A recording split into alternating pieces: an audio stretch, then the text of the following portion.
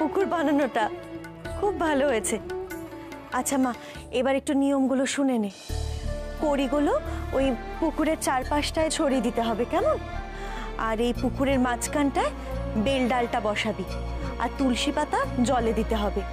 আর শোন মা, পুজোতে বসার আগে উত্তর বা পূব দিকে মুখ করে বসতে হবে, কেমন? কি গো, শুনলাম তোমার মেয়ে নাকি পুণ্যি পুকুর ব্রত করছে। হ্যাঁ, এসো না, তোমরাও আমার সঙ্গে পুণ্যি পুকুর ব্রতে যোগদান করো। না না, আমরা ওসবের মধ্যে নেই।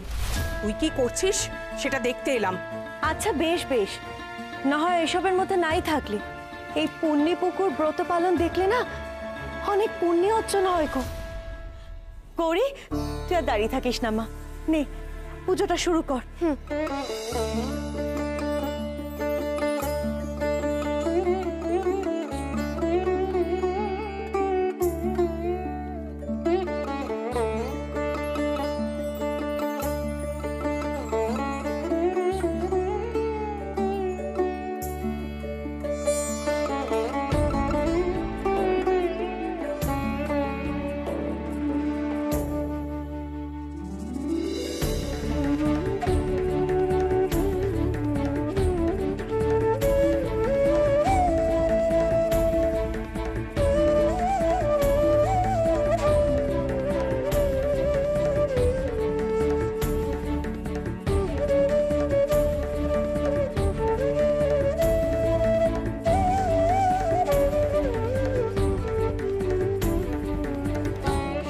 শিলাটন শিলবাটন শিলা আছেন ঘরে, স্বর্গ থেকে মহাদেব বলেন হরগৌরী কি ব্রত করে।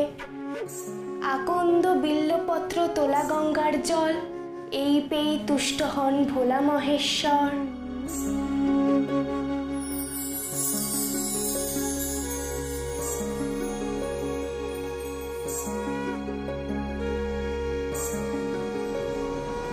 अनादिं सुरादिं मखादिं भवादिं स्वरूपं त्वदीयं न विद्यन्ति देवा जगन्मोहिनीयं तु गौरी सुहृत्पोषिणी शत्रुसंहारिणीयं।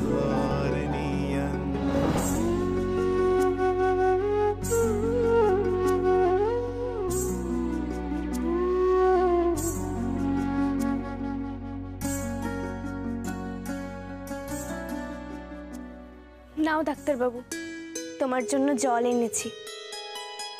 জল এনেছ? খুব তেষ্টা পেয়েছিল জানো। জানো গৌরী, আমি এখন সব স্পষ্ট দেখতে পাচ্ছি।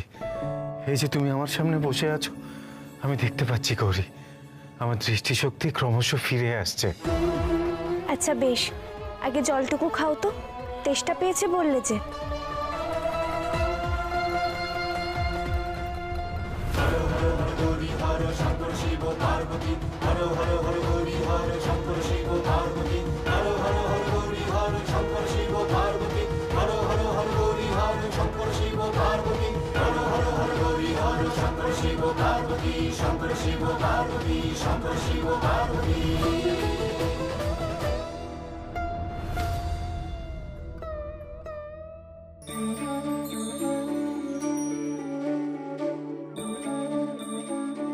তুলসী তুলসী নারায়ণ, তুমি তুলসী বৃন্দাবন, তোমার মাথে ঢালি জল, অন্তিমকালে দিও স্থল।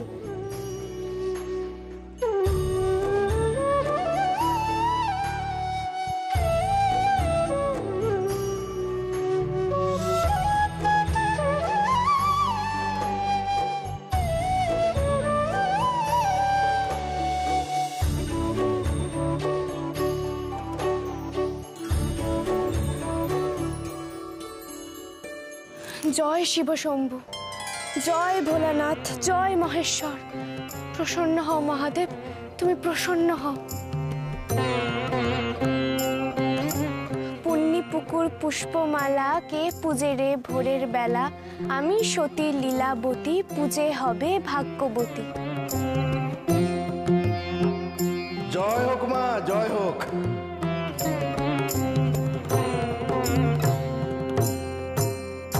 আপনারা এখানে কেন বাবা? ওমা, আমরা আসবো না? আমরা তো খবর পেয়েছি আজ এখানে পুণ্যিপুকুর ব্রত হচ্ছে, তাই তাই আমরা এসেছি এখানে ঠাকুরের নাম গান করতে। নাও ধরো, গান ধরো।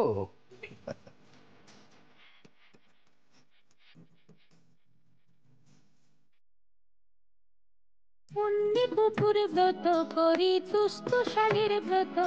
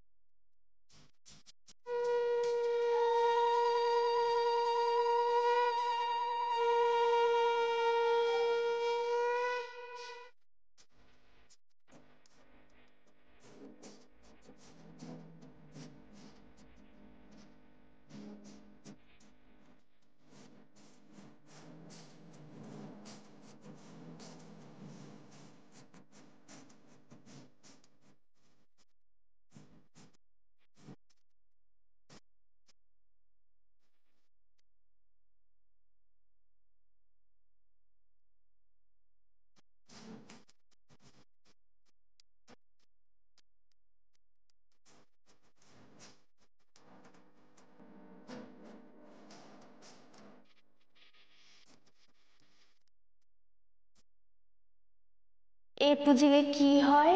নির্ধনীর ধন হয়, সাবিত্রী সমান হয়, স্বামী আদরিণী হয়। পুত্র দিয়ে স্বামীর কোলে মরণ যেন হয় গঙ্গাজল।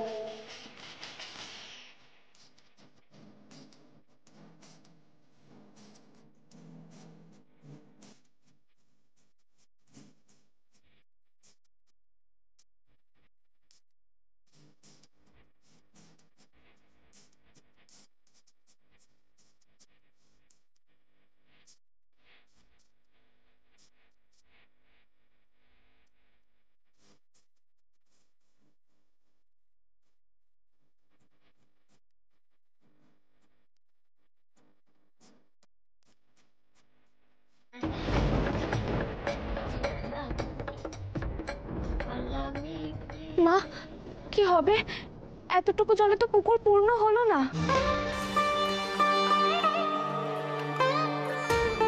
কি আর করা যাবে রে মা, এখানে তো জলের কষ্ট, জলের অভাব। ভগবান যদি মুখ তুলে তাকান তাহলে আবার এই গ্রামের নদী নালা খাল বিল পুকুর সব ভরে যাবে, সব ভরে যাবে ভগবানের কৃপায়। তাই যেন হয় ঠাকুর, আমাদের গ্রামের তুমি জল কষ্ট দূর করো গো। সব পুকুর ইদারা যেন আবার জলে পূর্ণ হয়ে যায়। আর আমার স্বামীকেও তুমি ভালো করে দাও মা। তোমার অভিশাপ তুমি ফিরিয়ে নাও গো, ওকে সুস্থ করে দাও। তুমি শান্ত হও মা, আমি তোমার নির্দেশে এই ব্রত পালন করেছি। তুমি তুষ্ট হও মা, মা শান্ত হও, তুমি শান্ত হও।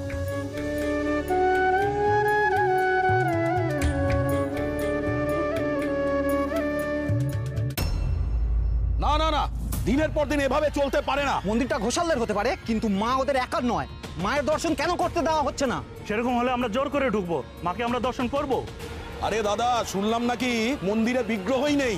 বিগ্রহ নেই? সে কি? আমি জেনুইন খবর পেয়েছি, ও বাড়ির মালি আমাকে চেনে। ওই আমাকে বললো যে বিগ্রহ নাকি উধাও।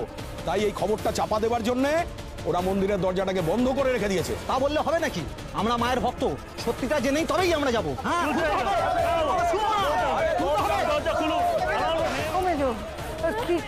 কি বলি বলতো লোকগুলোকে? বলবো যে মা দুষ্ট হয়েছেন, চলে গেছেন, বিগ্রহ চুরি হয়ে গেছে? এই কথা কি বিশ্বাস করবে বল? সেটাই তো বুঝতে পারছি না, ওরা কি আমাদের কোনো কথাই বিশ্বাস করবে নাকি? তাছাড়া আমরা তো দেখেছি, আগে ওদের পাগলামি আমরা দেখেছি। কিন্তু কতক্ষণ এদেরকে এভাবে ঠেকিয়ে রাখা যাবে বলো তো? আচ্ছা আমি বলি কি, সত্যিটা বলে দিলেই তো হয়। মানে এতে অসুবিধাটা কি? আরে বাবা, এই কথা কি ওরা বিশ্বাস করবে নাকি? এদিকে ঈশান আর গৌরীকে নিয়ে চিন্তা, বাড়ির এই অবস্থা, আমার না কিছু মাথা কাজ করছে না। হ্যাঁ, আমাদের জানতেই হবে, অবশ্যই জানতে হবে, অবশ্যই অবশ্যই দরজা ভেঙে ফেলবে মনে হচ্ছে, কি করে সামলাবো? কিসের জন্য তো লুকোচাপা করা হচ্ছে আমি তো বুঝতে পারছি না। আর ওরা বিশ্বাস করুক কি নাই করুক, সোজা কথাটা সোজা ভাবে বললে সমস্যা মিটে যাবে, বিশ্বাস করুন। ওদেরকে আমি গিয়ে বলছি মূর্তি নেই, তারপর ওরা যা ইচ্ছা তাই ভাবুক। আমি যাচ্ছি দরজা খুলতে। না, যাবে না।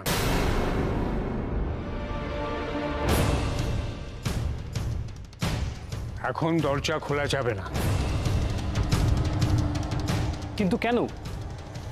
কেন সেটা তোমার মতো একজন অজ্ঞাত কুলশীল ছেলেকে বোঝানো যাবে না।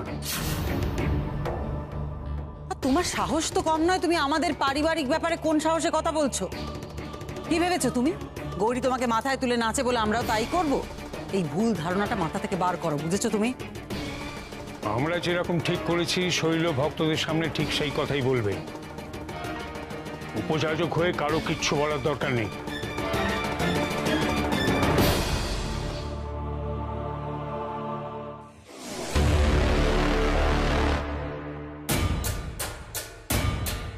খুলে দিন, খুলে দিন, খুলে দিন, খুলে দিন, খুলুন, খুলুন, খুলুন।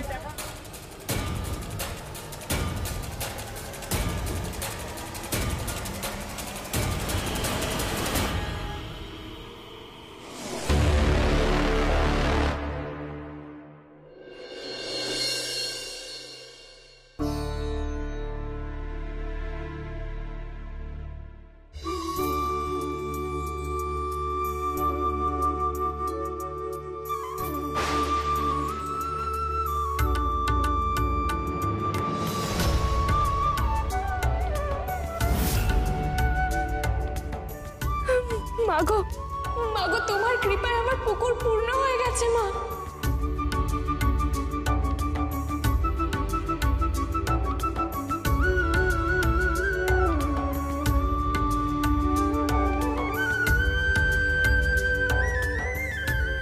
এক আশ্চর্য ঘটনা ঘটেছে, গ্রামের পুকুর, খাল, বিল সব জলে ভরে গেছে।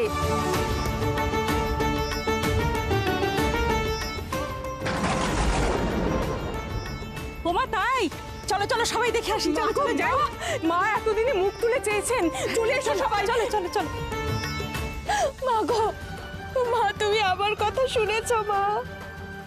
এই গ্রামকে জলকষ্ট থেকে তুমি মুক্ত করেছো। আমার বিশ্বাস ডাক্তার বাবু সুস্থ হয়ে যাবে মা। মা গো, গৌরী, গৌরী সব ঠিক হয়ে যাবে মায়ের কৃপায়, সবাই ভালো হয়ে যাবে, তুই দেখিস। মা গো, আমাকে এক্ষুনি একবার ডাক্তারবাবুর কাছে যেতে হবে। আমি শাড়িটা পাল্টে আসি স্বাস্থ্যকেন্দ্রে যাওয়ার জন্য। মা গো, মা রক্ষা করো তুমি, মা রক্ষা করো।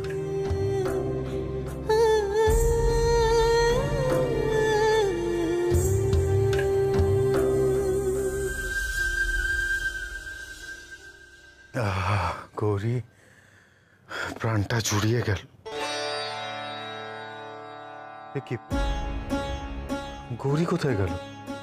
এইমাত্র তো এখানেই ছিল। কৈলাস গৌরী, ভৈরবং চন্দ্রশেখরম বক্ষস্থলে সমাসীনা ভৈরবী পরিপৃচ্ছতে দেবেশ পরমেশান লোকানুগ্রহকারক কবচম সুতং কুর্বং। আমার হাত তো দিব্যি সচল হয়ে গেছে, আর হাতে তো বেশ জোরও পাচ্ছি, কিন্তু এটা কি করে সম্ভব হলো? ঈশান, টাউন থেকে ওষুধগুলো নিয়ে এসেছি, এখানে তো পাওয়া যাচ্ছিল না।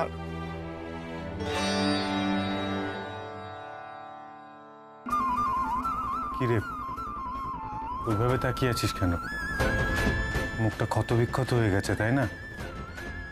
দাগ তো ছিল, এখন কিন্তু তার চিহ্ন মাত্র নেই। অর্ণব, এই অবস্থাতেও তোর ইয়ার্কি করতে ইচ্ছে হচ্ছে? না না ঈশান, আই এম সিরিয়াস। আমি তোমার সাথে ইয়ার্কি কেন মারবো? আরে তোমার মুখ আগে যেরকম ছিল সেরকমই হয়ে গেছে, মানে মুখে একটা চিহ্ন মাত্র নেই, এমনকি দাগও নেই কোনো। আর এরকম প্র্যাকটিক্যাল যোগ আমি তোমার সাথে কেন করবো বলো তো?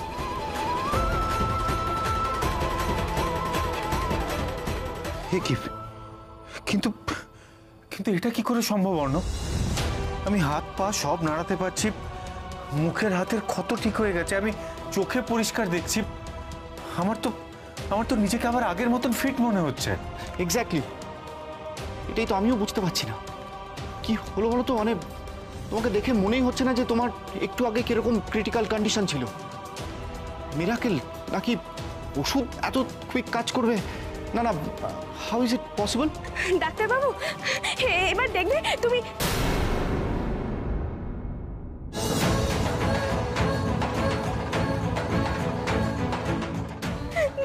ডাক্তারবাবু, তুমি একেবারে ঠিক হয়ে গেছো, একেবারে ঠিক হয়ে গেছো ডাক্তারবাবু। আর কোনো ভয় নেই মাগো, আর কোনো ভয় নেই। হ্যাঁ গৌরী, আমি হাত পা সব নাড়াতে পারছি, আমি চোখেও দেখতে পাচ্ছি গৌরী। জয় মা। মাগো, তোমার কৃপাতে সব অসম্ভব সম্ভব হলো মা। ডাক্তারবাবু ভালো হয়ে গেছে মা। তুমি মুখ তুলে না চাইলে এটা কখনো সম্ভব হতো না।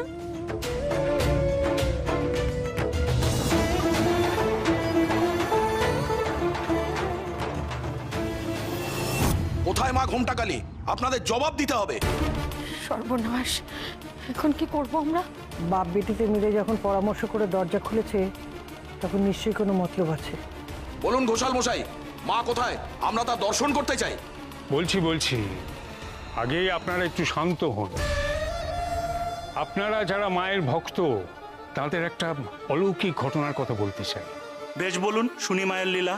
এক রাতে মা শৈলকে বলেন যে তার প্রচণ্ড গরম লাগছে, তিনি স্নান করে দেহ শীতল করতে চান। প্রতীকী স্নান নয়, পূর্ণ স্নান করতে চান পবিত্র গঙ্গায়। সেটা শুনেই আমি মন্দিরে ছুটে চলে আসি। এসে দেখি মায়ের সারা দেহ ঘর্মাক্ত। আর শুধু তাই নয়, মায়ের পদতলে মহাদেব গরমে যেন একেবারে ক্লান্ত।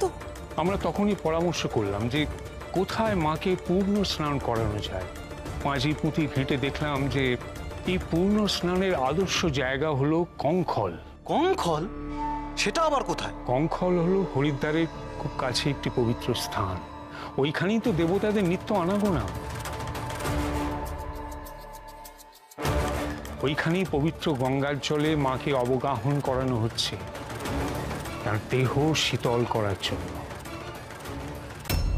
আহা, মায়ের কি অপূর্ব লীলার কথা শোনালেন ঘোষাল মশাই। শ্রবণে মন প্রাণ একদম জুড়িয়ে গেল। ছি ছি ছি ছি, মাকে নিয়ে এত মিথ্যাচার। বাবা মেয়েতে কেমন অম্লান বদনে কাঁচা ঢপ মেরে গেল। আর পাবলিক কেমন ঢপটা মেনেও নিল সেটা দেখলে। কিন্তু কবে ফিরবেন মা? মহাস্নান হয়ে গেলেই মা ফিরে আসবেন। তখন মা প্রসন্ন থাকবেন, যার যা মনস্কামনা সব পূর্ণ করবেন তিনি। কিন্তু মূর্তি যদি আর পাওয়া না যায়, তখন আর কি? তখন আমার নতুন গল্প। শুনলেন তো মায়ের লীলার কথা। আমি বলছি আপনারা নিশ্চিন্তে যে যার বাড়ি ফিরে যান। আরে মা কি তার প্রিয় ভক্তদের ছেড়ে বেশি দিন দূরে থাকতে পারেন?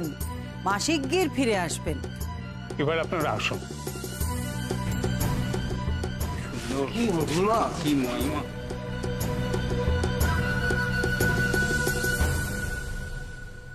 বুঝলে অরুন্ধতী, ভক্তদের কি করে শান্ত করা যায় সেটা জানতে হয়। ওরা আশ্বাস চায়, সেটা সত্যি হোক আর মিথ্যেই হোক। তা তো বটেই। আপনাদের বাবা মেয়ের আন্ডারস্ট্যান্ডিং তো জাস্ট দারুণ। সেটা আপনারা বারবার প্রমাণ করে এসেছেন। একদিকে বাবা প্ল্যান ভাজেন, আর অপরদিকে সেই প্ল্যানটা এক্সিকিউট করে তার মেয়ে। এত সুন্দর করে বলেন যে কোনো মানুষের মনে কোনো সন্দেহের জায়গাই থাকে না, কোনো প্রশ্নের জায়গাই থাকে না। একটা কথা বললে তোমাকে এখানেই শেষ করে দেবো আমি।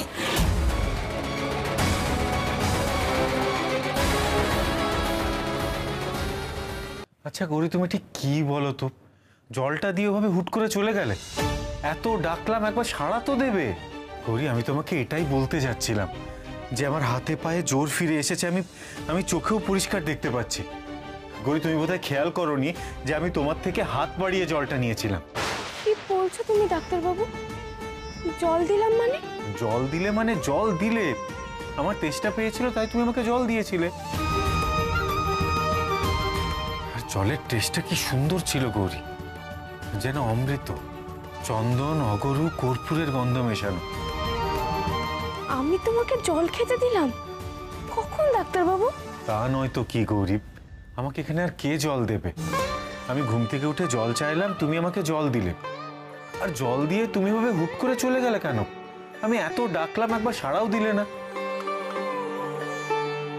না গো ডাক্তারবাবু, তোমার কোথাও ভুল হচ্ছে। গৌরী, তুমি ঠিক কি বলতে চাইছো? যে আমার সারা শরীর ঠিক হয়ে গেল আর মাথাটা খারাপ হয়ে গেল?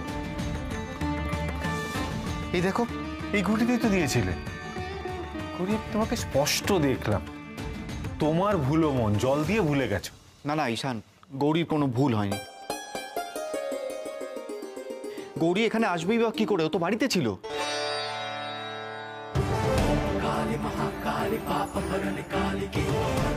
বাড়িতেও ব্রত করছিল। তুমি বুঝলে না অর্ণব দাদা, যিনি এখানে এসেছিলেন তার কৃপাতেই তো ডাক্তারবাবু সম্পূর্ণ সুস্থ হয়ে গেল।